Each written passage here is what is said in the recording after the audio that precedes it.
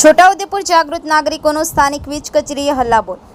છોટાઉદેપુર વીજ કચેરીની કથિત બેદરકારીને લઈ વધતી જતી વીજ પુરવઠાની અનિયમિતતાની ફરિયાદ લઈ જાગૃત નાગરિકો પહોંચ્યા કચેરીએ પહોંચી જવાબદાર અધિકારી ગેરહાજર હોય ફોન ઉપર ફોન કર્યા, પરંતુ જવાબદાર અધિકારીએ એકનો પણ ફોન ઉઠાવ્યો નહીં। છોટાઉદેપુર છેલ્લા ઘણા સમયથી સર્જાઈ રહી છે વીજ પુરવઠા અનિયમિતતાની સમસ્યા। લોકોને કરવા પડી રહ્યા છે રાતના ઉજાગરા। લોકો ગરમીના પ્રકોપ વચ્ચે 3-4 કલાક સુધી સેકાવા મજબૂર બન્યા। વીજ કચેરીની કથિત બેદરકારીને લઈ લોકો ત્રાહિમામ પોકારી ઉઠ્યા છે। મેન્ટેનન્સ કામગીરીના નામે 6 થી 7 કલાક વીજ કાપ સહન કર્યા બાદ પણ વીજ સેવામાં કોઈ ફેર પડી રહ્યો નથી। જિલ્લાના મુખ્ય મથકે આવી સ્થિતિ તો અંતરિયાળ વિસ્તારમાં શું હશે પરિસ્થિતિ તેવા સવાલો ઊભા કર્યા। કચેરી દ્વારા કરવામાં આવતી પ્રી મોન્સૂન કામગીરીની ગુણવત્તા સામે સવાલો ઊભા કર્યા। જવાબદાર અધિકારી દ્વારા 2 દિવસનો સમય માંગ્યો। જો 2 દિવસમાં વીજ સમસ્યાનું કાયમી સમાધાન નહીં થાય તો ગાંધી ચિંધ્યા માર્ગે આંદોલન કરવાની જાગૃત નાગરિકોએ ચીમકી પણ ઉચ્ચારી। Bureau report.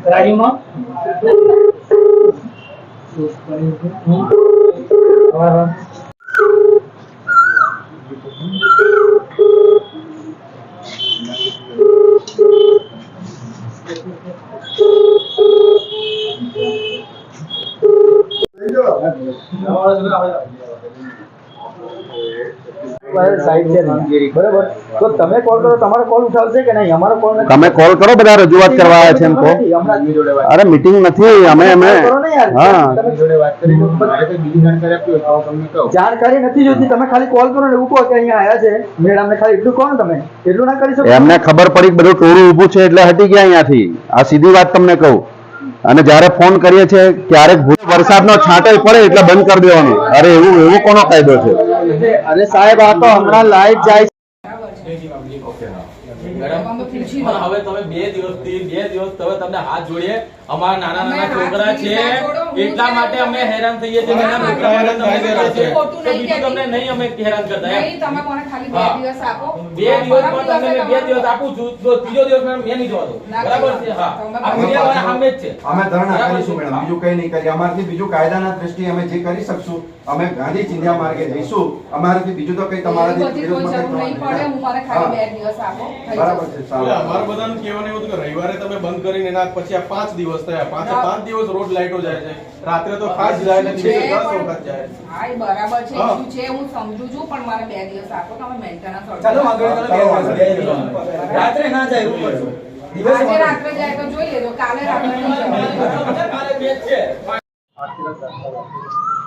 આજરોજ અમે છોટાઉદેપુર નગરના તમામ નાગરિકો ભેગા થઈને આજે છોટાઉદેપુર જીઈબી ખાતે આવ્યા છે। અત્યારે વરસાદનો સમય છે, ખૂબ વિકટ પરિસ્થિતિ સર્જાઈ રહી છે। છોટાઉદેપુરની અંદર લાઇટોનો બહુ મોટો પ્રશ્ન હાલ ઉપસ્થિત છે। વારંવાર લાઇટો જવી, આખી રાત 2-3 કલાક સતત લાઇટો જવી, વરસાદનો છાંટોય પડવાનો ચાલુ ના થયો હોય ને લાઇટો જાય।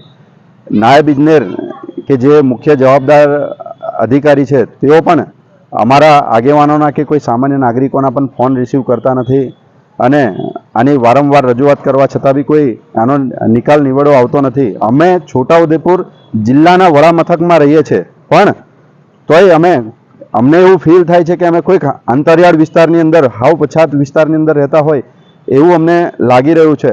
ખરેખર આ ખૂબ દુઃખની વાત છે। અત્રે અમે અધિકારીશ્રીને મળીને આવ્યા છે, એવો 2 દિવસની અંદર આ પ્રોબ્લેમ સોલ્વ થશે એવી બાહેધરી આપી છે। પ્રજાને ખૂબ મુશ્કેલી પડી છે। અમે પણ આશા રાખીએ કે આ કામ ઝડપથી થાય અને લોકોને પડતી મુશ્કેલીનું નહીં થાય તો અમે ગાંધી ચિંધ્યા માર્ગે જઈશું।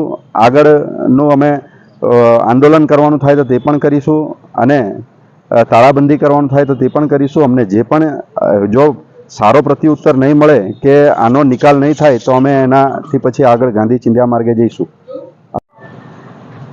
તમે જે વ્યક્તિને કોલ કરી રહ્યા છો તે જવાબ આપી રહ્યા નથી, કૃપા કરી